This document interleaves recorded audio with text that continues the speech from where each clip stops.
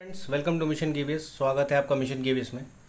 हम सब जानते हैं कि आजकल इंडिया में और काफ़ी सारी टीचिंग एग्ज़ाम की भर्ती लगातार निकलती जा रही है, अलग अलग रीजन में, अलग अलग क्षेत्र में। लेकिन जो अभी सबसे ज़्यादा पॉपुलैरिटी गेन किए हुए है वो है बीपीएससी शिक्षक भर्ती या बिहार 7 फेज शिक्षक भर्ती। और उसमें भी जीएस का जो पोर्शन है वो बहुत महत्वपूर्ण पोर्शन है और आसान बिल्कुल नहीं है, क्योंकि जब हम, और एक अच्छी खबर ये हुई है कि दूसरे स्टेट वाले स्टूडेंट्स को भी इसमें अलाउ कर दिया गया है। तो कुल मिलाकर एक अच्छा खासा एग्ज़ाम होने वाला है ये।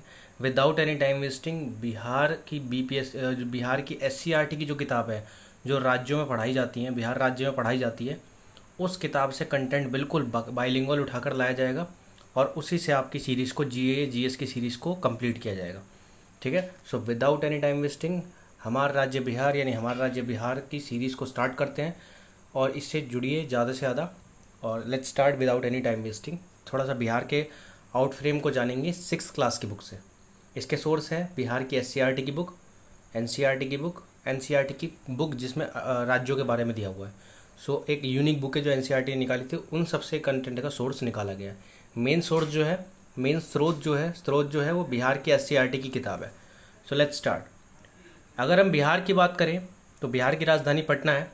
एक बहुत यूनिक राज्य रहा है, इतिहास के पर्सपेक्टिव से भी, हिस्ट्री के पर्सपेक्टिव से भी और वर्तमान पर्सपेक्टिव से भी। बिहार जो राज्य है इसका ऐतिहासिक पृष्ठभूमि बहुत बड़ी रही है। यहाँ पे काफ़ी लड़ाइयाँ भी रही हैं और बहुत महान साम्राज्य भी यहाँ पे फले फूले हैं। मगध को कौन नहीं जानता, मगध साम्राज्य यहीं था, मौर्यन यहीं था। तो ये काफ़ी पॉपुलर साम्राज्य रहे हैं।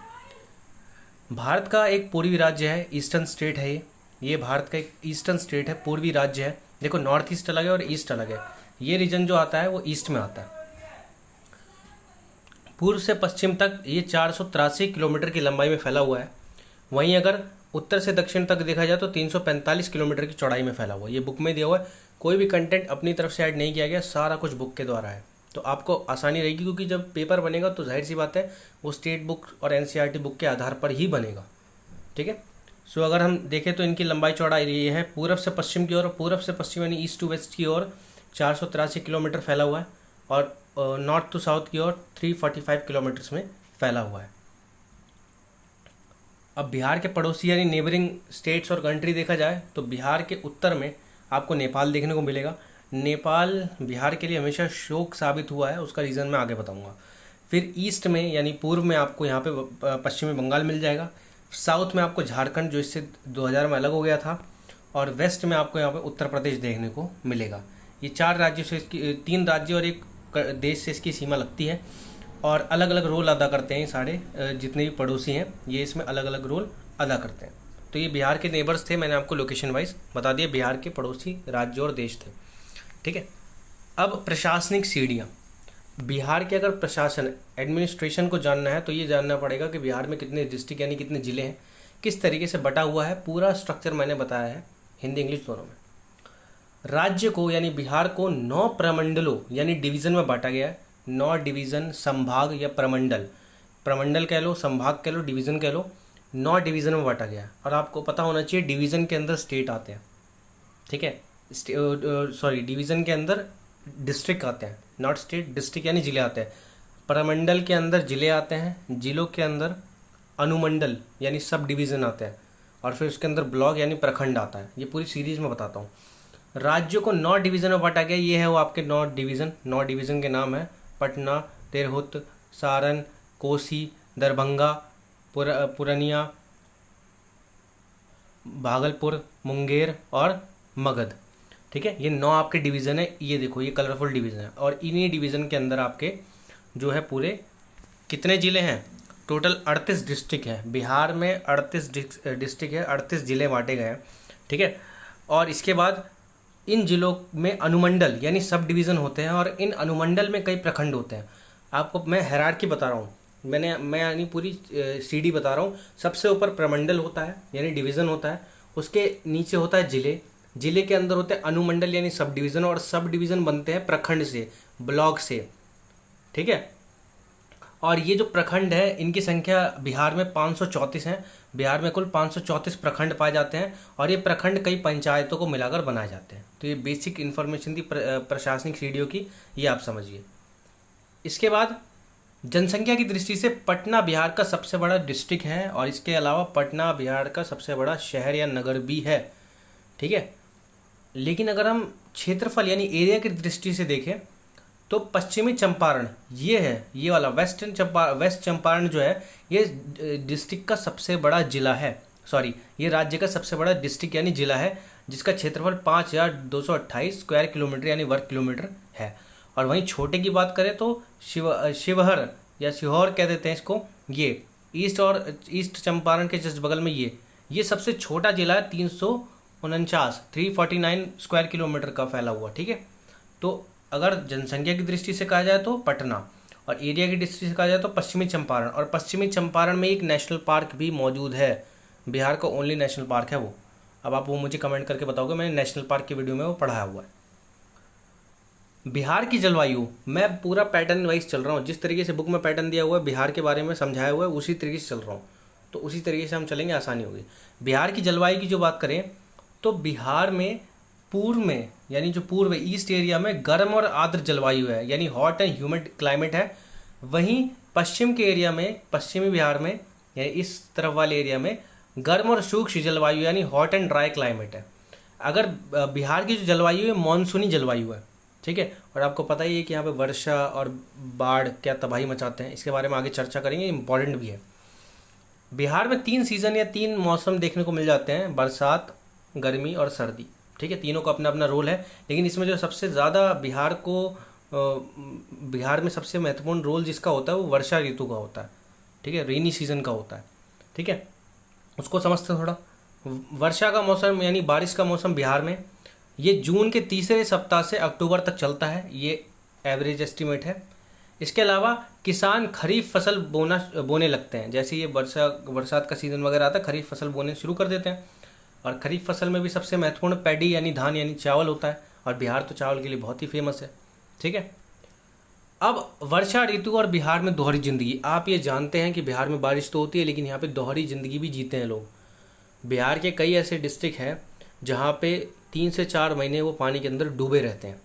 ठीक है, क्यों? कारण बाढ़ के कारण वर्षा और नेपाल से पानी, ये 2 चीज़ें बाढ़ का बहुत बड़ा कारण है। इसके चक्कर में बिहार के लोग दोहरी ज़िंदगी जीते हैं। अब कैसे दोहरी ज़िंदगी जीते हैं ये बहुत ज़रूरी है जानना, क्योंकि ये पेपर में आ सकता है, बहुत सारा कंटेंट छुपा है इसमें। दोहरी ज़िंदगी जीने का मतलब 8 महीने तो ज़मीन पे और 4 महीने पानी में डूबे हुए, बिल्कुल घर वगैरह इस तरीके से डूब जाते हैं, ज़िंदगी अस्त व्यस्त हो जाती है।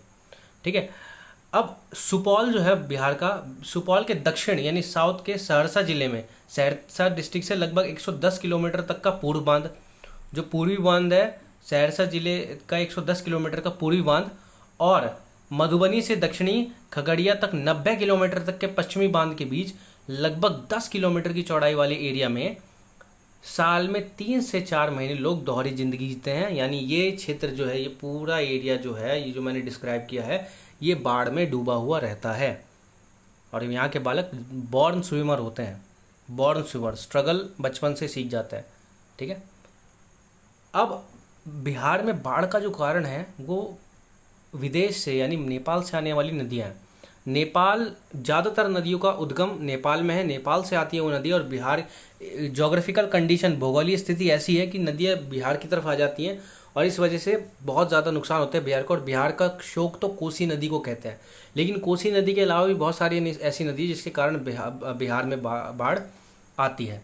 अगर बात करें नदियों की तो गंडक, बागमती, कमला, कोसी सिन ऑफ बिहार या बिहार का शोक, और महानंदा।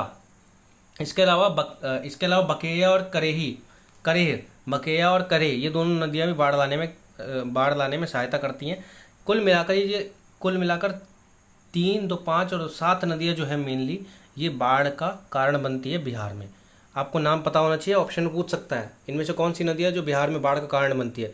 अब आप में ज़्यादातर लोगों को पता होगा भाई सिर्फ कोसी नदी है, लेकिन कोसी नदी के अलावा भी बहुत सारी ऐसी नदी हैं जिसके कारण बाढ़ आती है। ज़्यादातर का उद्गम क्षेत्र नेपाल है, कुछ का तिब्बत में है, कुछ का सिक्किम में, जैसे महानंदा सिक्किम से आ रही है, कोसी थोड़ा तिब्बत से होते हुए फिर नेपाल से होते हुए फिर आ रही है। और इसके अलावा कमला, बागमती, गंडक, ये सारी रिवर जो हैं, बकेया, करेह, ये सारी नदियाँ बिहार में बाढ़ का कारण बनती है। अब बिहार में बाढ़ का कारण बनती तो आर्थिक स्थिति अस्त व्यस्त होती होगी, लेकिन इस बाढ़ के कहीं ना कहीं थोड़े बहुत फ़ायदे भी हैं।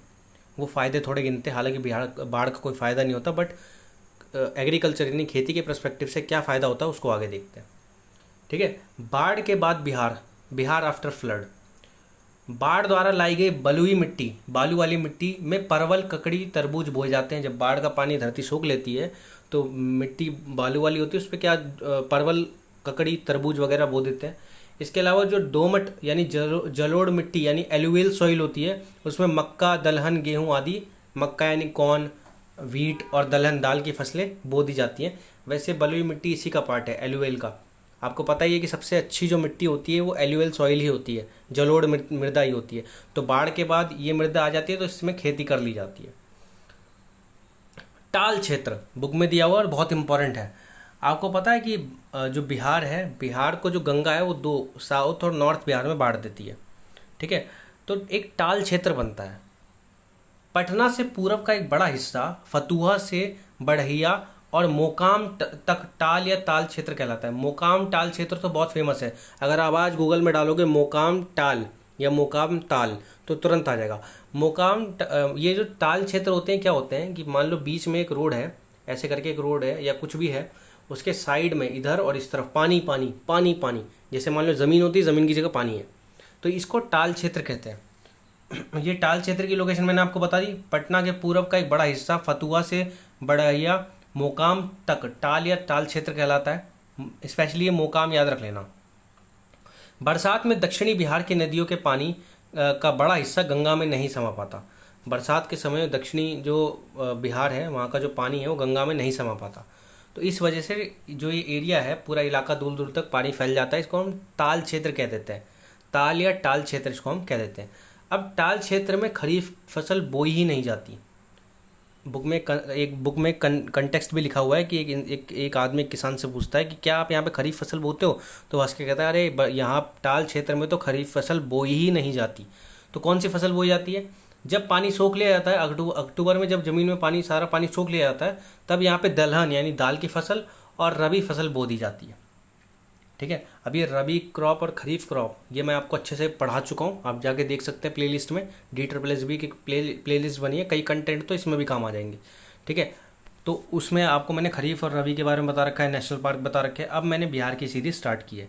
ये मेरा डे फर्स्ट था आपके साथ।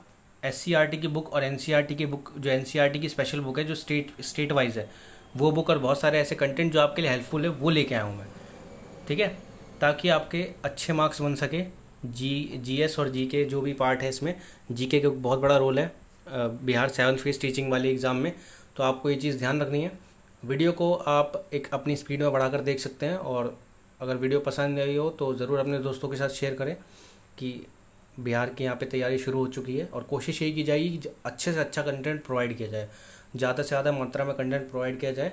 So without any time wasting अब से आपको कंटेंट मिलेगा बिहार का, क्योंकि अभी देखो ट्रेंडिंग में एग्ज़ाम यही है, और लगभग जब सभी स्टेट के स्टूडेंट को अलाउ हो गया तो सबके लिए एक बेनिफिट वाली बात है। तो कंटेंट आपको फ्री में मिलेगा। सिर्फ क्वेश्चन नहीं कराए जाएंगे कि 30-40 क्वेश्चन ले लिए और उसी को करा दिए, नहीं, फुल ऑन कंटेंट। ठीक है, सो बाय, मिलते हैं नेक्स्ट वीडियो में।